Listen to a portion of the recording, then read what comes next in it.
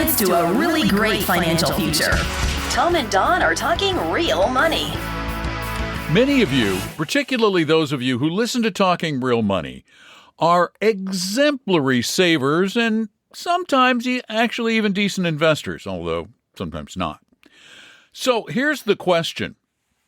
When you get to retirement and you want to start living off of your assets, how much money should you spend? Should you stick with the 4% rule or the 5% flexible rule? Or are there times when you can go a little crazy, do a little more, get down tonight? No, I'm sorry. I was at the wedding thing again. Hi, everybody. Don here at the Talking Real Money Florida headquarters. Tom there in the Model Military Aircraft Museum in beautiful Duval, Washington, where the tourists are lining up for the weekend opening when they all get to come in and stare at the planes. Dan Hutt, we're ready, sir. Ticket prices are rising, so you might want to get your tickets soon. Or as we like to say here, let the bombing begin. Because remember, we want you to help Tom be able to spend even more money on vacation and retirement. And so, how much should you spend? That's really a big question. Some people say less than 4%. Some people say 4%. Some people say 5%. Some people say, no, you're not spending enough. What's the right answer? Yeah, there is no right answer, sadly. Well, thanks a lot, then. Never mind. Now. Yeah, and I mean, all joking aside, I don't like it. I'm spending too much money right now. Every day I look at the bills. No. Oh, okay, I already spent that. Can't stop it. But interesting survey from the Principal Financial Group where they asked private sector companies about they asked people, how much do you think you need saved? Now, 56%, that's almost 6 out of 10, think they need 30 years of income saved before they can retire comfortably. Okay, stop there. That's a big number. Wait. So, hold on. That's really an optimistic number. Yeah, it really is. You're going to live a long time. Let's see. Let's say retirement is, well, it used to be 65, but I guess we should say 67 now. Well, no, there's some in politics who say it's going to be 69, okay, I but guess, I'm saying right? now. I said now. Okay, that's later, maybe. Yeah. But no, I think if you looked at the average still is about 65. I think we looked that up not long ago. Is it really? It is still about 65. I think that's kind of down the middle. Average person retires at age 65 in America. I think okay, that's about right. So, all right, let's go with 65. A 65-year-old man has a 75% chance of reaching 75. So okay, that's pretty good. 4 gets 10 years. Okay. Half, this is where your median comes in, are going to make 85. Which is still pretty lengthy life, I think. 10% are going to make it to 95. Yeah, it's optimistic. Yeah, you're right. But that's men. Now, women, of course, get a little bit better chance because, again, back to my theory, women kill us off earlier so they can enjoy some time. So they can enjoy some time without us bugging them. I can't blame them. But going back to the beginning of all this, the survey, 30 years worth of income, everybody can run the number themselves, but that would be a lot of money saved. The average, of course, is much. I can't even say enough muches to go as far down below that would be. Well, although if you use the 4% rule and you have a 50-50 portfolio, we've run lots of Monte Carlos, and the money tends to last. It does. 30 years more and more. Invested. Yes. If invested, yes. Sequence of return. There's some ifs in there that can hamper what happens. But yeah, it does kind of work. But here's the other part. More than half believe they can where do they find these people? More than half think they can take out 10% a year of their savings and things will work out. 10%. That's a pretty sizable increase from the 4% rule. Pretty sure that you've got to be making better than 7 or 8% on your money to make that last. that was getting to that, right? Because there are those who are out there as financial commentators who say, well, as long as you're making more than you're taking off, and if there's one mutual fund that pays you 12% a year, you're talking this is easy Dave to do. Ramsey. Thank you. You broke the code just there. Say it. Okay, they're going to hate me. That's Ramsey with his silly. I don't know where. I know where he got the number. He got the number from American funds, from a growth-oriented fund that had done 12% per year, but not over 100 years because it didn't exist. We have a hard time finding anything that over 100 years would have returned better than 10% per year. Well, not to pick on Mr. Ramsey, he does not sit across the table from any recent retirees or people been retired. He's just the information comes from his mouth and goes out to the great all of us. And the great unwashed. That's all. I was not going to say that, but were. The thing is, it's different when you do this one-on-one and you have to talk to people through all of this. It's easy to make these things. And you have to face them when they're in their late 80s and they're out of money. Yeah, or the market's gone down 40%, or whatever thing. So anyway, going back to this, 10%. That would be a very aggressive withdrawal strategy. And if you're one of the 10% that lives to your mid-90s, it probably will not work. No, maybe your mid-70s, maybe. But 10% is a very aggressive amount. So, but this is all conjecture. This is all guessing. We don't know because we don't know the future. But more importantly, we don't know you. Every person, Don knows this, has their own withdrawal strategy. My withdrawal strategy is not to do it for a long time, and that compresses the number of years. For you? Well, for a number of years, I'm not planning on it because I think I'll keep working if I can. If you'll still have me on this wonderful program you've created here, and don't sub Roxy or somebody else in for me, as some people suggest, I'll keep working. So I'm not going to have to draw for a time. That's good. I'm happy about that. But every individual or couple should have a plan, and you shouldn't be relying on guesswork or polls or anything else. That is an extremely dangerous way to handle your retirement. And there also have to be a number of other factors that come into play. And there's one of them that gets very, very little discussion. And that is, if you start earlier, if you retire at 60 or 65, you're starting earlier, your money has to last a lot longer, so you really must be more conservative with your withdrawals. And I'm seeing that more and more people write me in their late 50s and say, I want to pull the trigger. Well, if you pull the trigger then, though, it starts becoming a little more dicey on even the 4 or the 5% rule potentially, if we have protracted downturns in the market. And that's where you have to become more conservative. Whereas those of us, and I'm looking at us, who are waiting into their 70s before giving up some of work, probably not all of it even then, well, when we actually purely retire, we're going to have a lot less life ahead of us. So we can afford to be a little more aggressive with our spending. Yeah, well, follows. I can spend less because I won't need these fancy clothes. I won't need these nice ties all the time, right? I can just dress more Don McDonald-ish, if you will. Sir? Yeah. When was the last time you bought a new suit? I buy one tie now every year for retirement. And when was the last time you bought a new suit? A long time, because I wear it about twice a year. Okay, so you don't have a huge clothing expense. No. Let's see. Biggest expense for you?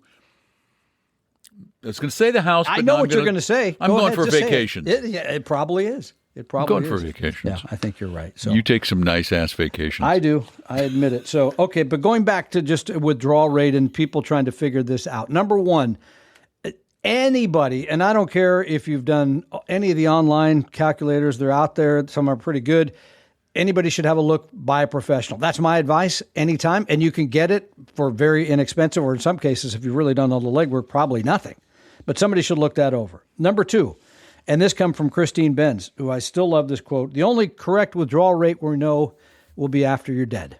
Then you'll know whether you took too much or too little, right? And the survey points out most people end up taking too little, which is not here's great the beauty of the flexible withdrawal rate. Even if it's a higher withdrawal rate, even if you take it up to like 6, 7, 8% per year, flexible. Yep. That means in bad years, you take less, and in great years, you take a lot more.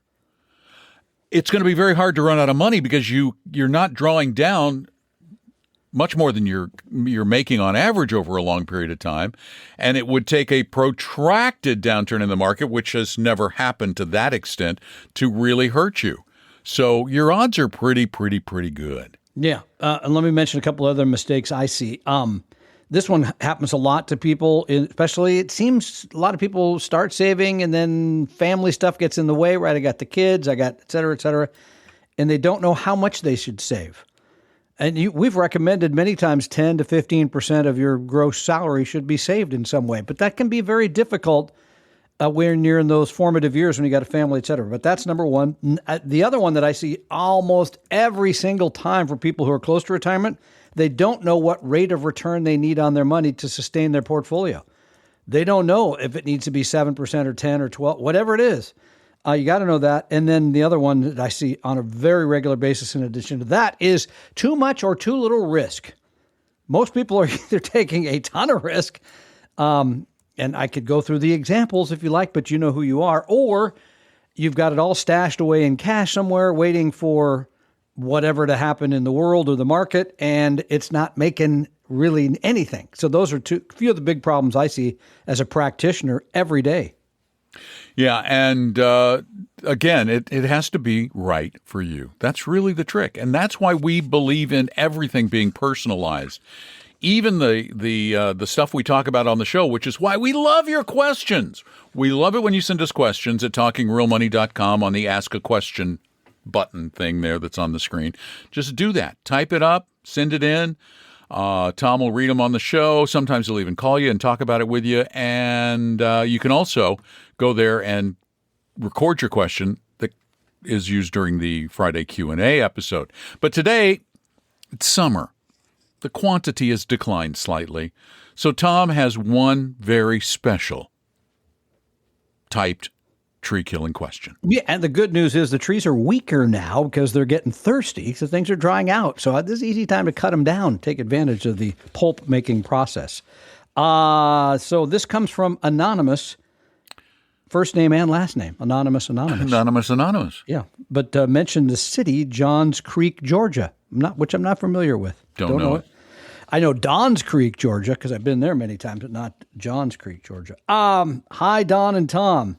I would appreciate your advice regarding my 22-year-old son's current investment allocation and whether any changes would be appropriate for long-term growth, I'll say.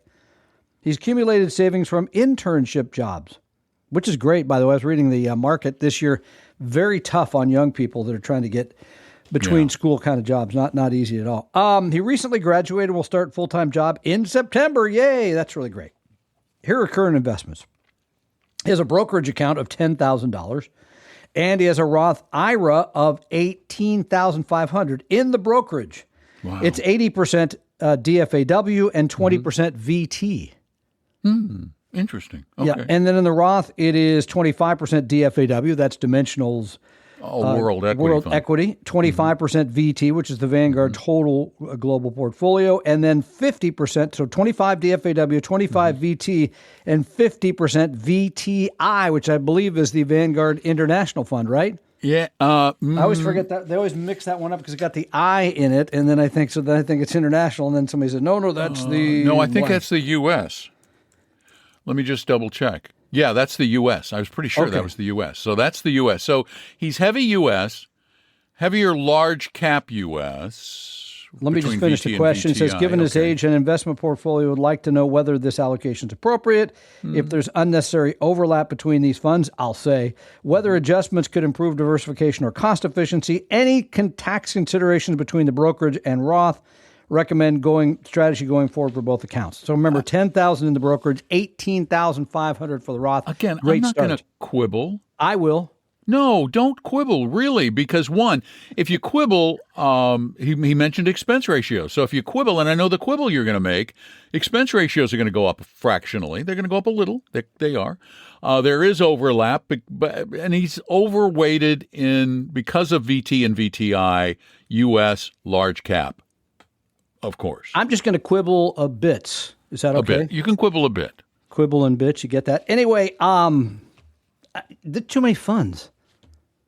For $28,000, It's a lot of work. You could just go with DFAW, period. That's what I'm saying. There's kind of a lot of overlap between DFAW and VT, right? Because those are they both own the United States and more. The only thing you're doing is reducing your expense ratio a little bit. Yeah, because VT is in the single digits, right? Yeah. DFAW is probably 24, something like that. Yeah. I personally, if it was my money, I'd have. You really want some diversification? Here you go. I would go AVGE in the brokerage account and DFAW in the Roth. How about that?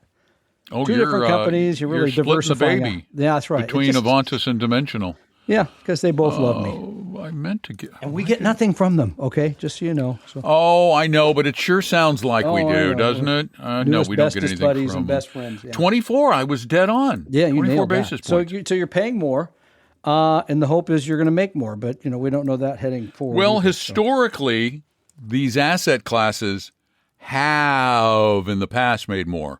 Oh, look, AVGE is only 23 basis points. Oh, just saved you a whole basis point there. 0.23%. How about that? Yeah. So good for you. 1/100th. Saving the kid money. Yeah. What a great start, though. Oh, I think it's fabulous. Yeah. $28,000 in your 20s. If you did nothing more and just let that grow in a global portfolio and make 10% a year, that's a lot of money by the time you're 65.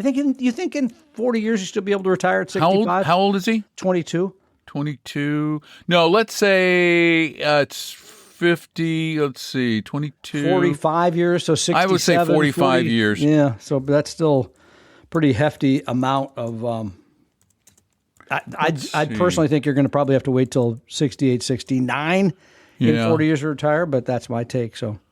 I'm doing the math here. Let me just run the numbers here. Oh, you're going to actually run the number. Over 45 years. Let's assume, I'm going to assume a 10% return. Which is historical, but one never knows. Let's see. That's going to be a mere $2 million without adding anything.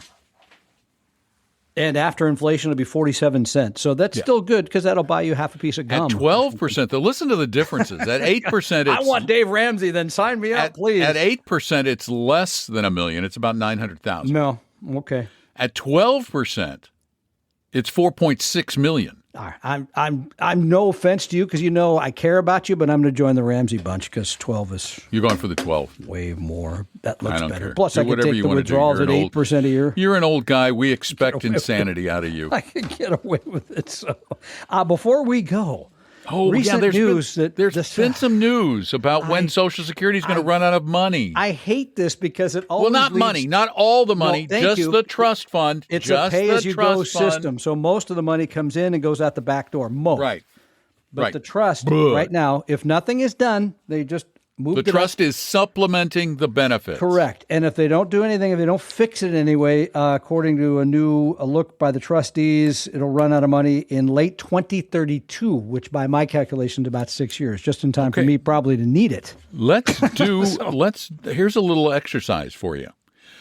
Because right now, Congress and the White House have really shown very little interest in finding a reasonable solution to the problem. And there are really only two solutions to this problem.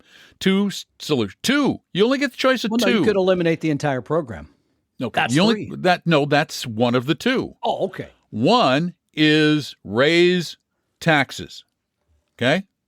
Yeah. That's one. Again, let's describe what that is exactly. Hang on. Let me give my two first. Okay, and then you can first. Okay. My twofer. I'm still having my kibbles. Raise taxes. Two, reduce benefits.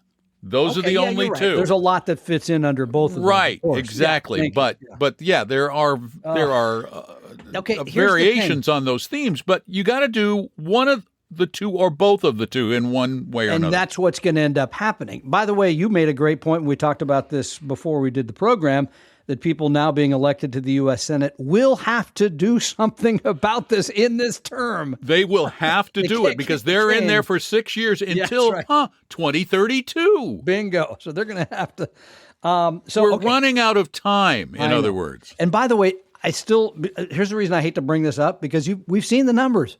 More people go file early when they hear this. They think, I better get my money now because it's going to go away. Right. But think about it just for a moment. The fact that half of people that are retired get the majority of their income from Social Security, right? That's 71 million people are dependent on this. Do you think they're going to just let something like that go away? I mean, they're just going to say, oh, well, that was great while it lasted, but it's not going to. That is so unlikely. So unlikely. Even in politics, they can't make that one fly. So, Don, when he says raising taxes, okay, getting rid of the cap on Social Security now, which is now 184,000. So if you make anything above that, then you don't pay into the system anymore. If you get rid of that, that fixes it overnight. One, that's gone. That's over. But I personally think it'll be some combination of a slight change there and probably, hate to say it, people don't like it, and it's not going to be as dramatic as it's been in other countries, but probably moving that 62 starter date maybe to 63 or 64. You got to wait a little longer. Remember, this was set up in the 1930s, which is coming up on 100 years ago. People are living longer. The system's not designed for people to be retired for 30 years at all. So probably have to wait a little longer to get your money. That's my guess. But who knows? I was right. It was $184,500. You're on it today. And so that means that every penny over that, you don't pay anything. Yeah, we still pay the Medicare, but that's one of the easiest things to fix, because all of us who earn slightly above 184, and we're in that group now. Yes, we are. For most of our life, we were not in that group. That's true too. But right. Now we are.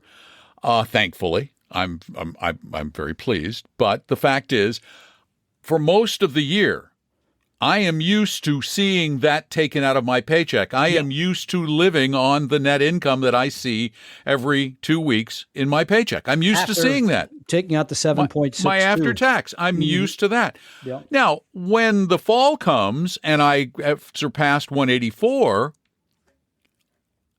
it's a windfall. But I was living I call fine. You to take me to lunch. I was living fine before. So, psychologically, that may be the least painful of all of the options from a psychological standpoint, because we already pay it. It's the easiest. It's the simplest. It's not from a messaging standpoint, because because it sounds like raising taxes, but it's just not reducing them at 184. No, that's my spin, master. There you go. That's good, man. That's good.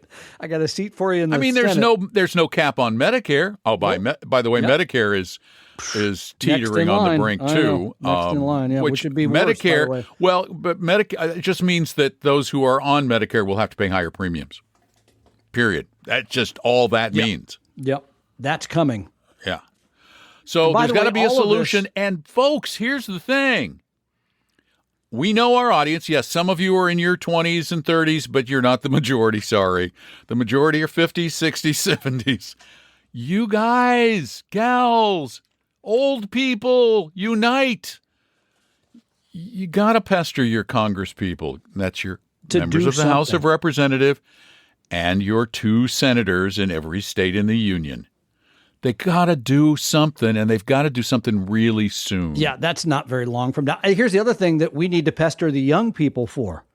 You got to have more kids. You got to have more kids. This is demographic, or you got to get better ways. Jobs. I'm sorry. Paying more. This is demographic in a lot of ways, because we're not replacing the population enough, so there's not enough people paying in. Yeah. That's part of the problem. There's another political issue hiding under all that, too. I'm fully aware of that, of course. Yeah. Yeah, you can't talk about sex on the program. I wasn't talking about sex. I was talking about immigration. Ah, yes. Well, gosh, don't go there, please, because I can't handle cards and letters anymore. Well, no, I'm just saying that, if we shut can't. It down. Yep, I know. I'm with you. Got to have more people paying the tax somehow. I don't know how to do it. Unless we're going to just say, hey, China, give us more social. Oh, wait, you don't pay any. Sorry. You don't pay any. No, so no dice. Anyway, so we'll see how it plays out. But it's interesting. As you said, I think you made the best point of the day. People being elected to the U.S. Senate in this particular year will have to face this issue during their term. We'll see what happens. No choice. You got to do it. Or the AARP crowd is going to be mad. And by the way, the AARP crowd already believes.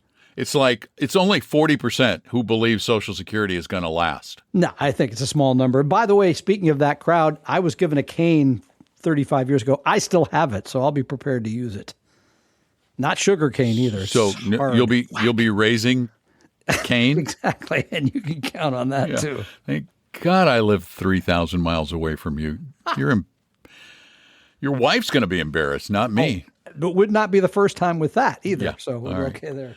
We hope you'll send us some questions because we'd have more of them if you did. Go to talkingrealmoney.com, click Ask a Question, type it in, speak it in. Those get answered on Fridays. And keep listening. Give us your solution to Social Security.